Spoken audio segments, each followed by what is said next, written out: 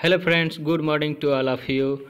जेकेबी study point में आप सबका स्वागत है। अगर आप हमारे चैनल पर नए हैं तो हमारे चैनल को लाइक और सब्सक्राइब, शेयर, कमेंट जरूर करें। साथ ही बेल आइकन का बटन दबाना ना भूलें, क्योंकि जो भी हमारी लेटेस्ट वीडियो अपलोड होगी उसकी नोटिफिकेशन सबसे पहले आपको मिलेगी।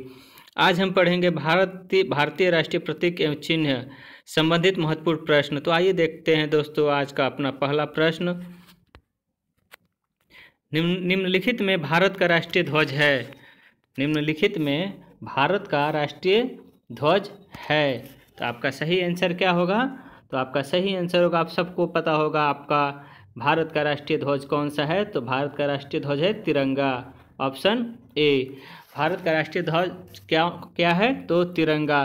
तिरंगा 3 रंगों से बना होता है, लाल, सफ़ेद और हरा। बीच में इसके एक चक्र होता है, वो कौन सा? अशोक चक्र, जिसमें 24 तिल्लियाँ होती है। अशोक चक्र की तिल्लियों का कलर कैसा होता है? तो ब्लू होता है। ठीक है, तो आपका ऑप्शन बी राइट आंसर।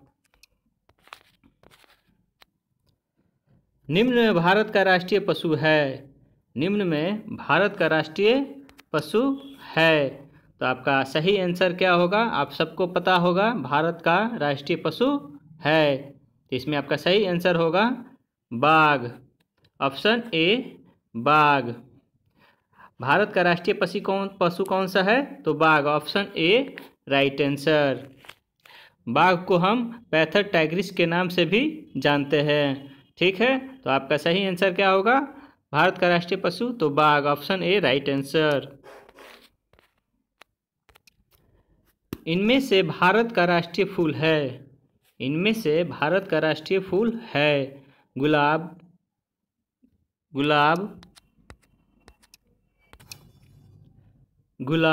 कमल, गुलदाउदी। इनमें से कोई नहीं। तो आपका सही आंसर क्या होगा? तो भारत का राष्ट्रीय फूल कौन सा है? तो कमल। ऑप्शन बी कमल राइट आंसर। कमल को हम एक और नाम से जानते हैं, तो किस नाम से? तो नेल्बो न्यूसिफेरा। नेल्बो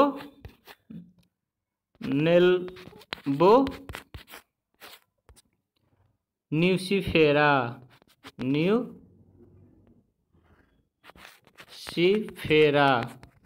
ठीक है, तो आपका ऑप्शन बी कमल राइट आंसर।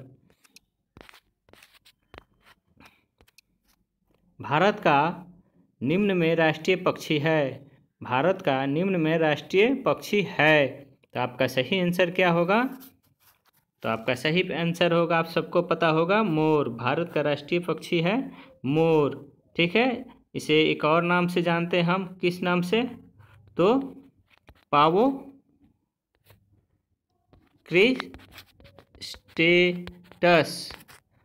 क्रिस्टेटस के नाम से भी जानते हैं।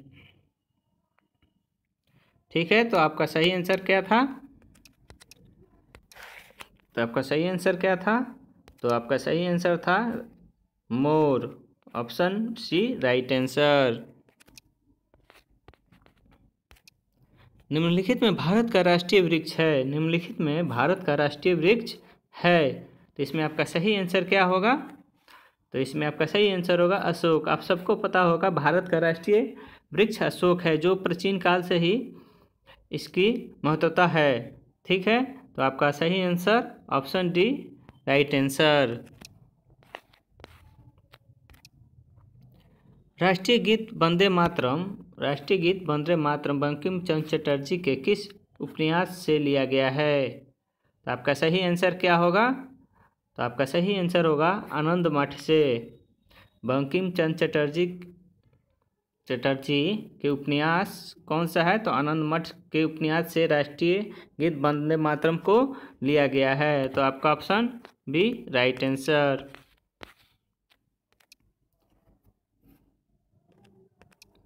भारत का राष्ट्रीय ध्वज तिरंगा की लंबाई और चौड़ाई का अनुपात है। भारतीय ध्वज तिरंगा, भारत का राष्ट्रीय ध्वज की लंबाई और चौड़ाई का अनुपात है।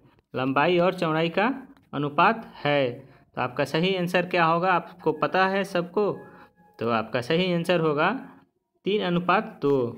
जो हमारा भारतीय ध्वज तिरंगा है उसकी लंबाई और चौड़ाई का अनुपात 3:2 है। तो आपका ऑप्शन ए राइट आंसर। संविधान सभा ने राष्ट्रीय ध्वज के प्रारूप को अपनाया था। संविधान सभा ने राष्ट्रीय ध्वज के प्रारूप को अपनाया था। तो इसमें आपका सही आंसर क्या होगा? तो इसमें आपका सही आंसर होगा 22 जुलाई 1947 को। 22 जुलाई 1947 को आपका ऑप्शन डी राइट आंसर। संविधान सभा ने राष्ट्रीय ध्वज के प्रारूप को 22 जुलाई 1947 को अपनाया था, यानी कि आपका ऑप्शन डी राइट आंसर। निम्नलिखित में भारत का राष्ट्रीय वाक्य है। निम्नलिखित में भारत का राष्ट्रीय वाक्य है। क्या आपको पता है भारत का राष्ट्रीय वाक्य क्या है? तो आइए देखते हैं ऑप्शन में।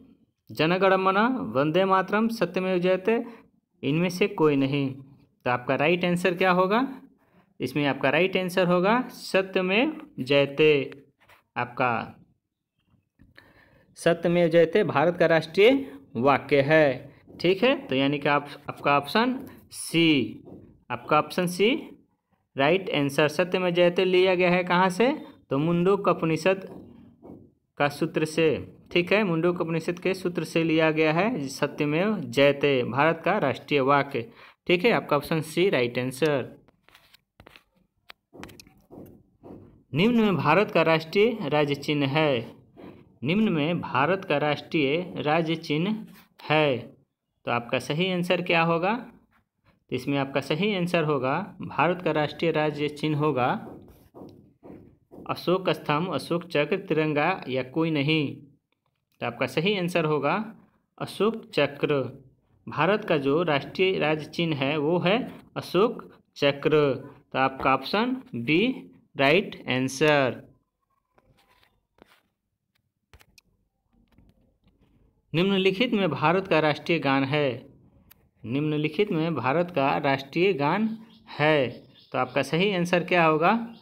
तो इसमें आपका सही आंसर होगा भारत का राष्ट्रीय गान है जन गण मन। ठीक है, ऑप्शन बी जन गण मन।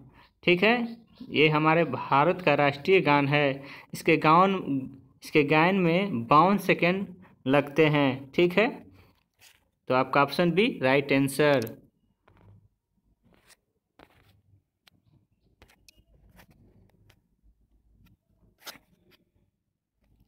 राष्ट्रगान का सर्वप्रथम प्रकाशन भारत विधाता शीर्षक से हुआ था। भारत का सर्वप्रथम प्रकाशन भारत विधाता शीर्षक से हुआ था। तो ये आपका सही आंसर का क्या होगा? तो ये आपका सही आंसर होगा 1912 में। ऑप्शन ए भारत का सर्वप्रथम राष्ट्रगान का सर्वप्रथम प्रकाशन भारत विधाता शीर्षक से हुआ था 1912 में। ठीक है, तो कब किस पत्रिका में हुआ था? तो तत्वबोधिनी पत्रिका।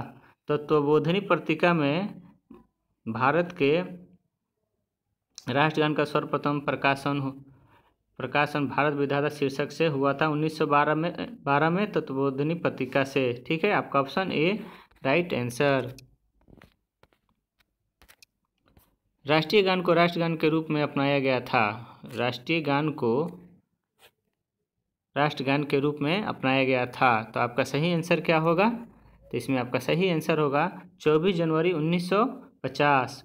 24 जनवरी 1950 आपका ऑप्शन बी राइट आंसर। 24 जनवरी 1950 को राष्ट्रीय गान को राष्ट्रगान के रूप में क्या हुआ था? तो अपनाया गया था। ठीक है, तो आपका option B right answer.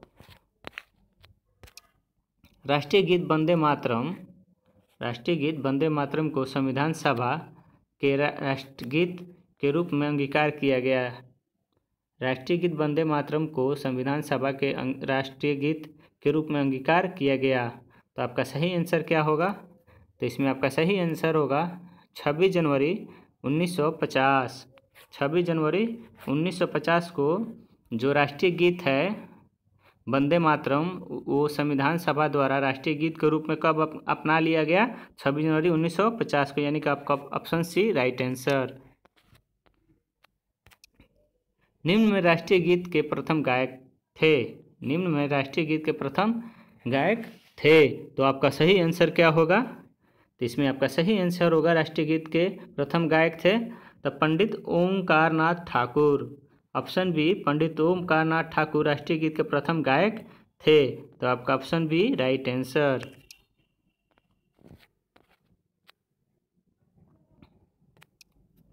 Vikram Samvat का प्रारंभ हुआ था।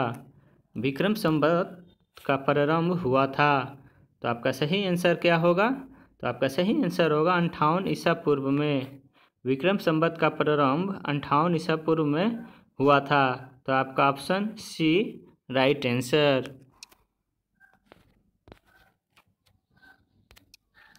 राष्ट्रीय कैलेंडर का प्रथम और अंतिम महीना होता है। राष्ट्रीय कैलेंडर का प्रथम और अंतिम महीना होता है। तो आपका सही आंसर क्या होगा? क्या पता है आपको राष्ट्रीय कैलेंडर का प्रथम और अंतिम महीना कौन सा होता है? तो आइए देखते हैं आप। तो आपका सही आंसर होगा चैत और फाल्गुन। चैत और फाल्गुन, ठीक है। तो आपका ऑप्शन ए राइट आंसर। तो चैत हम किसे कहते हैं? चैत जो है प्रथम महीना आपका हो गया अप्रैल, 1 अप्रैल से शुरू होता है। और फाल्गुन का अंतिम महीना तो 31 मार्च, ठीक है। तो आपका ऑप्शन ए राइट आंसर। भारतीय राष्ट्रीय कैलेंडर क्रिश्चियन कैलेंडर से पीछे है। भारतीय राष्ट्रीय कैलेंडर क्रिश्चियन कैलेंडर से पीछे है। तो आपका सही आंसर होगा ऑप्शन डी 78 वर्ष। 78 वर्ष भारतीय राष्ट्रीय कैलेंडर जो है क्रिश्चियन कैलेंडर से 78 वर्ष पीछे है। तो आपका ऑप्शन डी राइट आंसर। राष्ट्रगान को सर्वप्रथम गाया गया था। राष्ट्रगान को सर्वप्रथम गाया गया था। तो इसमें आपका सही आंसर क्या होगा? तो आपका सही आंसर होगा 27 दिसंबर 1911 को राष्ट्रगान को सर्वप्रथम गाया गया था, ठीक है। ये कहाँ गाया गया था? तो ये 1911 में 27 दिसंबर 1911 ईस्वी को कोलकाता अधिवेशन में गाया गया था। कहाँ गाया गया था सर्वप्रथम? तो 27 दिसंबर 1911 को कांग्रेस कोलकाता अधिवेशन में गाया गया था। तो आपका option A right answer. Bharat का राष्ट्रीय सूचना पत्र, भारत का राष्ट्रीय सूचना पत्र या दस्तावेज है। तो आपका सही आंसर क्या होगा? तो इसमें आपका सही आंसर होगा श्वेत पत्र। श्वेत पत्र जो है भारत का राष्ट्रीय सूचना पत्र या दस्तावेज है, ठीक है। तो आपका ऑप्शन डी राइट आंसर। श्वेत पत्र जो है ये श्वेत पत्र इसी को हम सभी जरूरी सरकारी कार्यों में इसका प्रयोग करते हैं, ठीक है। दस्तावेजों में प्रयोग करते हैं। तो आपका ऑप्शन डी राइट आंसर। निम्नलिखित में भारत की राजभाषा है। निम्नलिखित में भारत की राजभाषा है। तो आपका सही आंसर क्या होगा? तो इसमें आपका सही आंसर होगा भारत की राजभाषा है। तो आपकी राजभाषा है हिंदी। आप सबको पता होगा भारत की राजभाषा हिंदी है। तो आपका option D right answer. Bharat की राजभाषा हिंदी भाग 17 के अनुच्छेद 343 के अनुसार लिया में वर्णित है, ठीक है। तो आपका ऑप्शन डी राइट आंसर। राष्ट्रीय गान का अंग्रेजी अनुवाद रविन्द्रनाथ टैगोर ने किया था।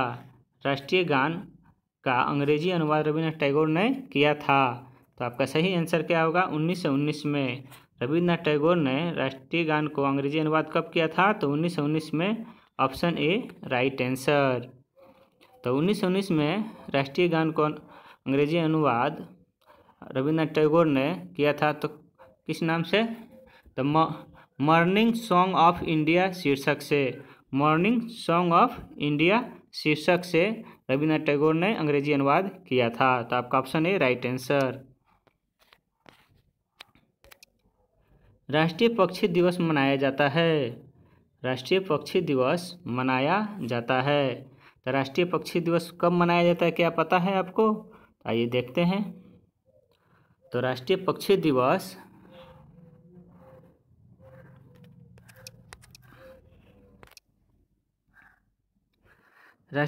दिवस मनाया जाता है? तो राष्ट्रीय पक्षी दिवस मनाया जाता है 12 नवंबर को। 12 नवंबर को राष्ट्रीय पक्षी दिवस मनाया जाता है। ठीक है, ये तो पक्षी दिवस किसके स्मृति में मनाया जाता है? तो डॉक्टर सलीम अली की जन्मतिथि के उपरांत ये पक्षी दिवस मनाया जाता है। सलीम अली पक्षियों से बहुत प्यार करते थे, बहुत मानते थे, इसीलिए इनके जन्म दिवस के अवसर पर 12 नवंबर को हम पक्षी दिवस के रूप में मनाते हैं। किनके? तो डॉक्टर सलीम अली की जन्मतिथि के उपरांत। ठीक है, तो आपका ऑप्शन ए राइट आंसर। निम्न में भारत का राष्ट्रीय खेल है। निम्न में भारत का राष्ट्रीय खेल है। ठीक है, तो आपका सही आंसर क्या होगा? तो भारत का राष्ट्रीय खेल होगा, आप सबको पता होगा, हॉकी। ऑप्शन डी, भारत का राष्ट्रीय खेल हॉकी है। आपका ऑप्शन डी राइट आंसर। शक संवत का प्रारंभ हुआ था। शक संवत का प्रारंभ हुआ था। तो आपका सही आंसर क्या होगा? तो आपका सही आंसर होगा ऑप्शन सी। ऑप्शन सी 78 ईस्वी में। शक संवत की शुरुआत कब हुआ था या प्रारंभ? 78 ईस्वी में कनिष्क के शासनकाल में शक संवत की शुरुआत हुआ था 78 ईस्वी में। आपका ऑप्शन सी राइट आंसर। धन्यवाद दोस्तों। अगर आपको हमारी वीडियो अच्छी लगे तो लाइक और सब्सक्राइब करें, शेयर करें, कमेंट करें, साथ ही बेल आइकन का बटन दबाना ना भूलें। धन्यवाद। जय हिंद, जय भारत।